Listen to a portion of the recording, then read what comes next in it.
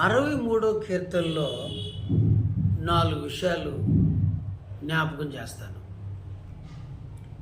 భక్తుడు అంటున్నాడు, దేవా నా దేవుడవు నీవే, వేకువనే నిన్ను వెతికేదను. ఇది ప్రతిరోజు వేకువనే దేవుణ్ణి వెతకటం అలవాటు చేసుకోవాలి. దేవుని దర్శనం మనకి కలిగినప్పుడు మన హృదయం ఆనందిస్తుంది, మన ఆత్మ బలపడుతుంది.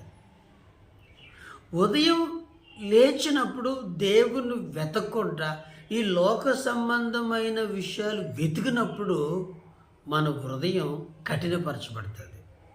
రెండోది, దేవుని కొరకు తృష్ణగొనియున్నాను అన్నాడు. దేవుని కొరకు తృష్ణ, ఆశ, కోరిక మనం కలిగి ఉండాలి.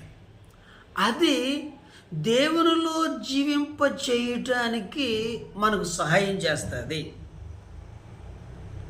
మూడోది, నిన్ను చూడవలనని నేనెంతో ఆశ కలిగి ఉన్నాను అంటున్నాడు.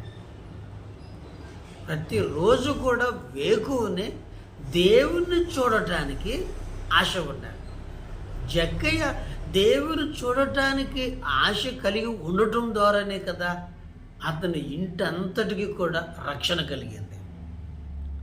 4వ వచనంలో, నా మంచము మీద నిన్ను జ్ఞాపకము చేసుకొని, దేవుని జ్ఞాపకం చేసుకోవటం. దేవుని జ్ఞాపకం చేసుకోవటం ద్వారా ఎన్నో విషయాల మీద, కష్టాల మీద, భయాల మీద, కలవరాల మీద, ఆందోళన మీద జయించగలుగుతుంటాం.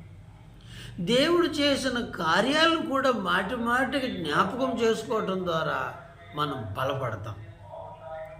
చివరిది, నిన్ను ధ్యానించినప్పుడు అంటాడు.